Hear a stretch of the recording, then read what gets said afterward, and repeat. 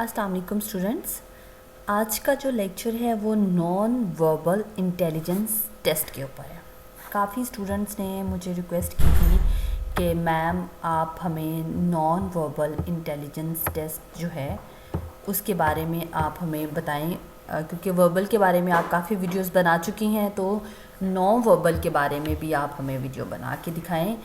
और क्योंकि उसमें ABCDEF तक जो हैं ऑप्शंस होती हैं, तो उसके लिए आज जो टॉपिक हम डिस्कस करेंगे नॉन वर्बल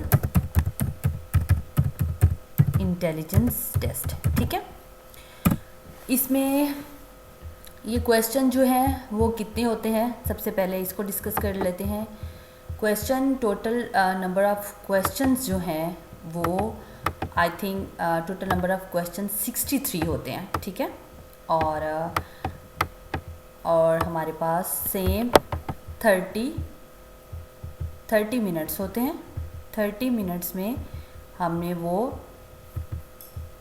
जो क्वेश्चंस हैं उनको सॉल्व करना होता है। 30 मिनट्स में क्वेश्चन जो हैं वो सॉल्व करने होते हैं। अब क्या है, ये 30 मिनट में हमने क्वेश्चंस को सॉल्व करना है। दूसरी बात, ये क्या होते हैं, ये पिक्चर्स होती हैं। ठीक है, ये हमारे पास पिक्चर्स होती हैं। सॉरी, आप हैंड राइटिंग को एडजस्ट कर लीजिएगा। ठीक है, ये पिक्चर्स होती हैं और उससे रिलेटेड वो कैसी पिक्चर्स होती हैं, उन पिक्चर्स में क्या कुछ होता है, वो हम जो डेली लाइफ में पिक्चर्स देखते हैं वो पिक्चर्स होती हैं, क्या होता है, मैं आपको सब बताऊंगी इस वीडियो में। और मैं आपको एक वेबसाइट भी बताऊंगी जिसमें आप के पास तकरीबन 30 टू 40 सेट होंगे नॉन वर्बल इंटेलिजेंस टेस्ट के। जी हाँ, और हर टेस्ट में तकरीबन आपके पास 10 क्वेश्चंस होंगे, तो आपका कॉन्सेप्ट क्लियर हो जाएगा। जब मैंने उस वेबसाइट को देखा था तो फिर मुझे ये अंदाज़ा हुआ कि वो क्वेश्चन करने से पहले कुछ ट्रिक्स हैं। ठीक है, ट्रिक्स और टिप्स हैं जिससे आप बहुत जल्दी जो है वो क्वेश्चंस को सॉल्व कर लेंगे। अब वो ट्रिक्स और टिप्स क्या हैं, वो क्वेश्चन वेबसाइट से देखने के बाद मुझे अंदाज़ा हुआ कि ये पहले मुझे आपको बता देनी चाहिए, और ताकि वो आप जैसे ही क्वेश्चन देखते जाएंगे आप फ़ौरन उसको सॉल्व करते जाएंगे। सबसे पहले जो है वो मैं आपको बताऊं कि हमें क्लॉकवाइज, एंटी क्लॉकवाइज और काउंटर क्लॉकवाइज, ये 3 टर्म्स जो हैं ये हमें अपने माइंड में रखनी है। पहली टर्म क्या है, क्लॉकवाइज। ठीक है, और है इसको काउंटर क्लॉक भी बोल सकते हैं, और जो थर्ड है एंटी क्लॉक। ये 3 टर्म है, ये जो मैंने लिखी हैं, ये तीनों टर्म्स आपको आपके माइंड में होने चाहिए कि ये तीनों टर्म्स क्या हैं, क्लॉकवाइज, एंटी क्लॉकवाइज और काउंटर क्लॉकवाइज। ये अब ये क्या चीज़ है, कुछ बच्चों को पता होगा कि ये क्या है, कुछ के लिए ये बिल्कुल ही टर्म ये नहीं होगी कि क्लॉकवाइज, एंटी क्लॉकवाइज और काउंटर क्लॉकवाइज ये क्या चीज़ है। अब हमारे पास इस तरह एक क्लॉक होता है। ठीक है, मैं एक रैंडम सी एक क्लॉक की पिक्चर जो है वो मैं ड्रॉ करने जा रही हूँ। इसमें कोई मैं रॉकेट साइंस यूज़ नहीं करूँगी। इस तरह होता है 1 3 6 और 9, और यहाँ पे हमारे पास 12 होता है। सॉरी, 12 3 6 और 9, ये हमारे पास क्लॉक होता है। और इसकी हमारे पास 2 जो होती हैं, एक ऐसे और एक ऐसे। ठीक है, और इस बात का हमें पता है, नीडल्स ये 2 होती हैं, एक छोटी होती है एक बड़ी होती है। अब हमें इस बात का बहुत अच्छी तरह आइडिया है कि क्लॉक हमारे पास इस डायरेक्शन में चलता है। पहले 12 बजते हैं, फिर 1, फिर 2, फिर 3, फिर 4 और फिर 5, फिर 6, फिर 7, 8, 9, 10 और 11। और फिर क्या होता है जी, इस तरह फिर हमारे पास इस साइड को आता है, ये जो डायरेक्शन जो मैं बना रही हूँ, इस तरह क्लॉक चलता है। ये देखिए ये क्लॉक की मैं डायरेक्शन बता रही हूँ आपको बताने के लिए कि ये 3 टर्म्स मैंने क्यों लिखी थी और इनका क्या, इनके ऑब्जेक्टिव क्या लिखे। ये क्लॉक यानी 1 2 3 4 इस तरह, ये होगी क्लॉकवाइज, ठीक है। और दूसरी एक टर्म है हमारे पास एंटी क्लॉकवाइज। एंटी क्लॉकवाइज में क्या होगा कि इसके ऑपोजिट डायरेक्शन, ये हो गई, ये जो पर्पल से मैं बना रही हूँ ये एंटी क्लॉकवाइज डायरेक्शन है। एक क्लॉकवाइज थी ब्लू वाली और ये एंटी क्लॉकवाइज, यानी ये क्लॉक के उलट है, सही है। और काउंटर क्लॉकवाइज भी एक ही चीज़ है। ये चीज़ें हो गई, एक ये चीज़ आपने माइंड में रखनी है, क्लॉकवाइज, एंटी क्लॉकवाइज और काउंटर क्लॉकवाइज। और दूसरी चीज़ जो है वो आपने माइंड में जो रखनी है वो है क्वाड्रेंट सिस्टम, कोऑर्डिनेट सिस्टम, ये और इसके बाद ये ज़रा लंबी सी लाइन लगा लेते हैं, ये ठीक है। अब आपको एंगल्स याद होंगे 30 40, क्योंकि आप अब अगर आप ये वीडियो देख रहे हैं तो आप आर्मी के टेस्ट के लिए देख रहे हैं, तो आप फिर FSC या FA या कुछ भी करके आए हुए हैं, तो आपने 9 10th में ये इतना तो मैथ पढ़ा होगा। जो मेडिकल वाले हैं उन्होंने भी 9 10th में ये तो पढ़ा होगा। यहाँ पे क्या होता है, इस जगह पे ये 0 डिग्री, ये 0 डिग्री, यहाँ पे कुछ इस जगह पे, ये सॉरी थोड़ा सा ऊपर बन गया है, मतलब ये इतना आप कर लेंगे 30 डिग्री, इतना एग्जैक्ट क्योंकि वो पिक्चर्स होती हैं। It's like 60 degree, it's 90 degree, और इसी तरह आप थोड़ा सा यू कर लें इस तरह, ये 180 डिग्री होता है। और इस तरह इस साइड को भी आप कुछ ये देखिए, ये हमने इसकी कुछ पोजीशन हमने सोचनी है, ठीक है। कुछ पिक्चर्स ऐसी होंगी जो रोटेट होती हैं, तो इसलिए वो कितने डिग्री से हमारे पास रोटेशन हो रही है। अब मैं आपको एक छोटी सी यहाँ पे एग्जांपल देती हूँ। मेरे पास ये एक ट्रायंगल है, ठीक है, दूसरी ट्रायंगल है वो मेरे पास ऐसी है, ठीक है, तीसरी ट्रायंगल है वो मेरे पास ऐसी है, ये देखिए। अब चौथी ट्रायंगल क्या होगी, तो मैं इस यहाँ से मैं आइडिया लगाऊंगी कि पहली ऐसे थी, फिर दूसरी रोटेट हुई। अब देखें, अब मैं इससे, ये जो मैंने आपको बहुत सिंपल सी एक डायग्राम बताई है, इससे मैं ये देखती हूँ यहाँ पे इसमें हमारा ये कॉन्सेप्ट जो है ये भी यूज़ होगा, और उसमें हमारा ये कॉन्सेप्ट जो है ये भी यूज़ होगा। अब आप देखें, मैं कलर चेंज कर लेती हूँ ताकि आपको अच्छी तरह से समझ आ जाए। आप देखें, ये इस साइड थी, अब ये देखिए, ये इसकी जो कोन है ये ऊपर वाली, ये इस साइड को होगी है, यानी कि ये इस साइड को घूमी, ठीक है। और फिर आप इन दोनों को लिंक करें, अब फिर इसने क्या किया, ये कोन जो है ये अब नीचे चली गई है, तो ये इस साइड को ही, ये क्या करिए, ये देखिए, यहाँ से आपको 2 डायरेक्शन से पता चल गया कि ये इसकी क्लॉकवाइज रोटेशन है। ये देखिए, जैसे ये मैंने ब्लू बनाई थी, इसकी क्या है, क्लॉकवाइज रोटेशन है। ओके, अब क्या होगा, ये यहाँ थी, अब ये नेक्स्ट खुद ही सोचें, बिल्कुल। अब इसकी जो नेक्स्ट जो होगी वो यूं होगी कि इसकी जो शक्ल है वो यूं इस साइड को हो जाएगी। अब आप इसको ये भी कह सकते हैं कि ये पहले यूं कर लें कि 90 के एंगल पे थी, फिर ये देखें 30 की आई, फिर उससे नीचे आप इसको कर लें इस पे आई, तो फिर उसके बाद जो है ये इस तरह भी आप इसको कर सकते हैं। लेकिन ज़्यादा जो कुछ में ये एंगल्स यूज़ होंगे और कुछ में ये क्लॉकवाइज डायरेक्शन, ज़्यादातर ये क्लॉकवाइज डायरेक्शन ही यूज़ होगी, ठीक है। अब यहाँ से आपको तो ये जो आंसर है ये हमारा करेक्ट है। इस वजह से मैंने जब वो क्वेश्चंस देखे थे तो मुझे लगा कि मुझे पहले आपका ये कॉन्सेप्ट क्लियर करना चाहिए, उसके बाद नॉन वर्बल इंटेलिजेंस टेस्ट के ऊपर मेरा आना चाहिए।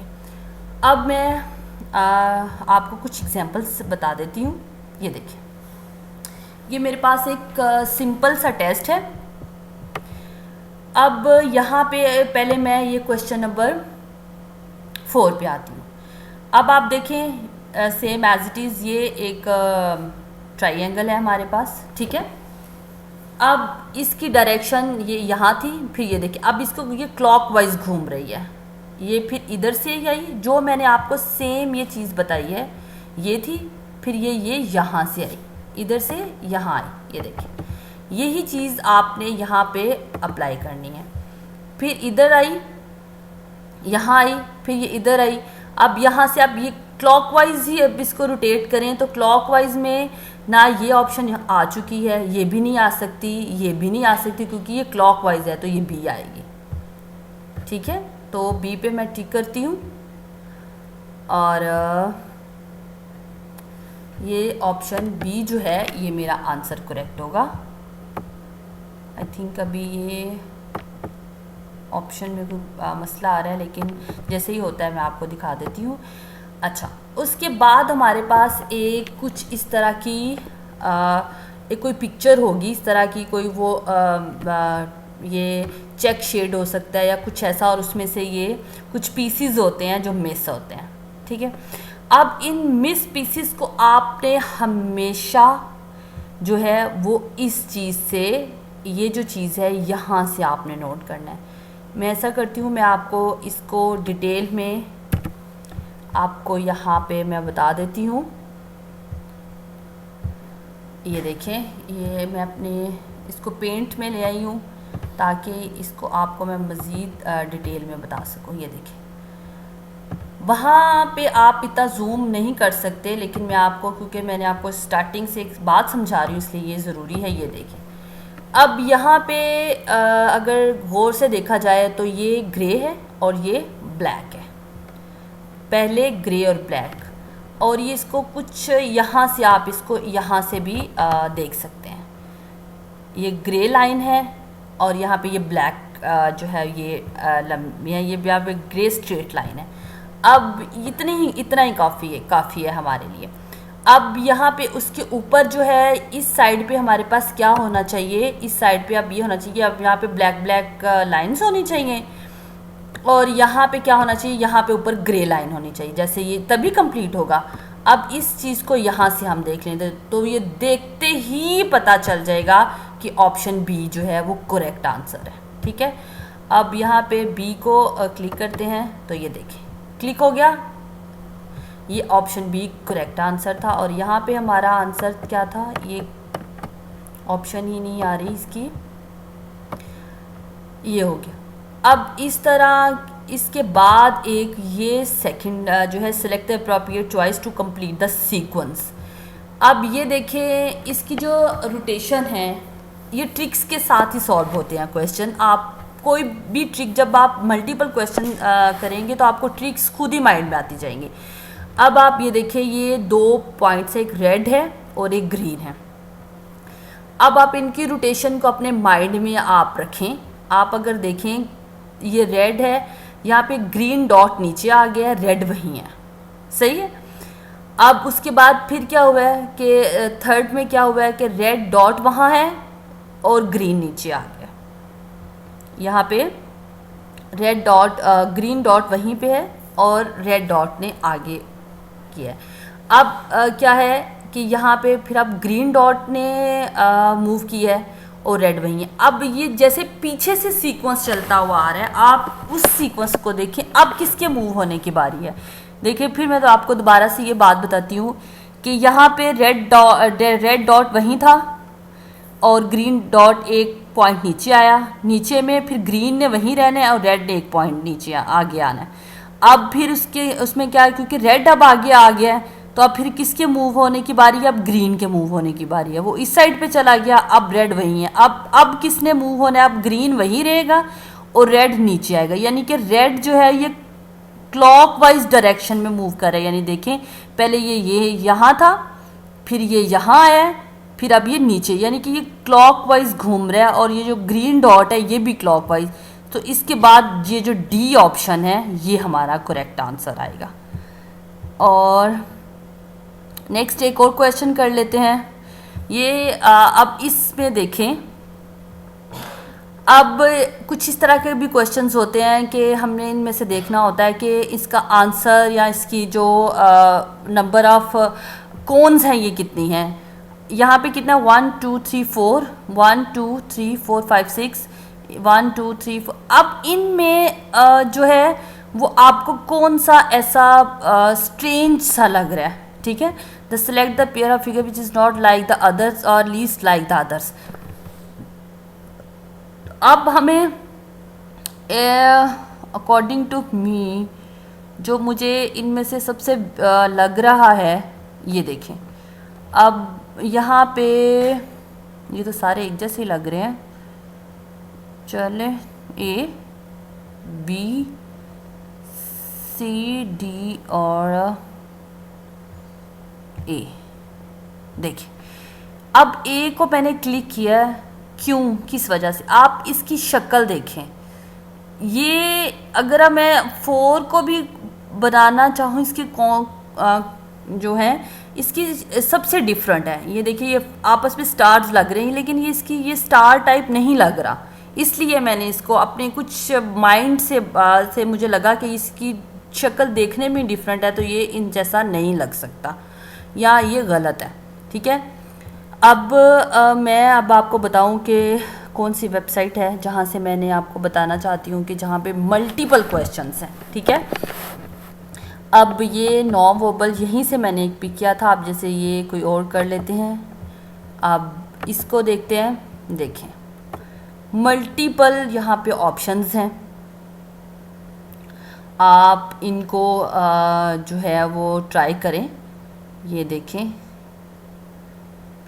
सेम यहाँ पे अगर मैं इस क्वेश्चन को सॉल्व करना चाहूँ तो मैं देखूँगी कि यहाँ से उसको लूँ जिसके बिल्कुल यहाँ पे एक लाइन सी आ रही है, तो मुझे लगता है कि ये सी देखें, ये सी यहाँ पे भी कोई लाइन नहीं है, यहाँ पे बिल्कुल इस साइड पे है, तो ये बिल्कुल मुझे लगता है ये सी करेक्ट है। ये देखें सही है। अगर मैं ये वाला देखती हूँ 5 select the appropriate choice to complete the sequence. अब आप देखें